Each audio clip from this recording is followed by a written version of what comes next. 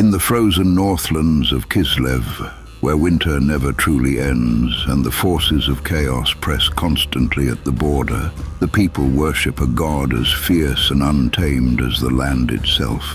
Ursun, the great father of bears, god of strength and winter. His roar shakes the mountains, his claws carve valleys in the ice, and his priests are as fearsome as the god they serve.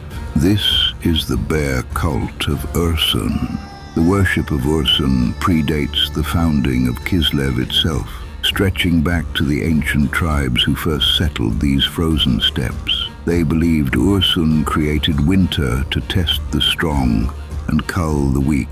Legends foretell that the first Khan-Queen of Kislev, Shoika, derived her strength from the harsh land and the spirits of the north.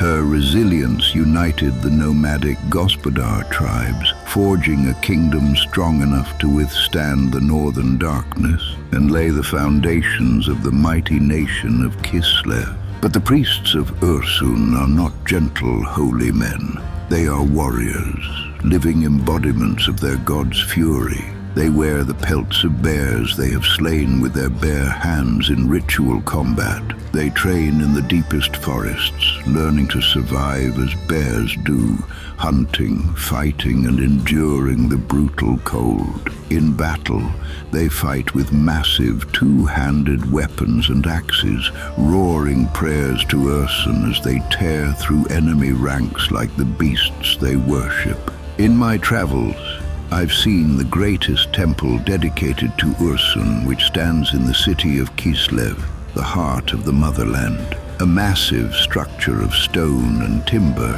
whose halls lined with the skulls of bears and the weapons of fallen warriors.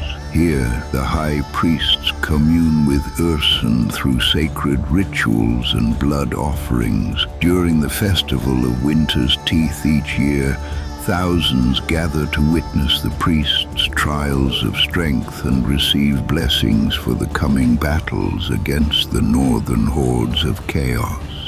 When the forces of darkness descend from the north and the chaos wastes vomit forth their corrupted hordes, the priests of Ursun march to war alongside Kislev's armies. It is said that Ursun grants his most devoted followers supernatural strength in battle, the ability to fight on despite terrible wounds, to tear through armor with bare hands, and to inspire courage in wavering soldiers. The mere sight of Ursun's priests charging into the fray has turned the tide of countless battles. But the priests of Ursun know that their vigil will never end. As long as darkness threatens from the north, as long as winter tests the strength of the Kislevite people, Ursun's servants will stand at the ready. They neither ask for glory nor seek comfort.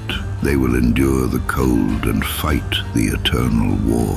For they are the children of the bear, the fury of winter given form, and they will never yield or falter.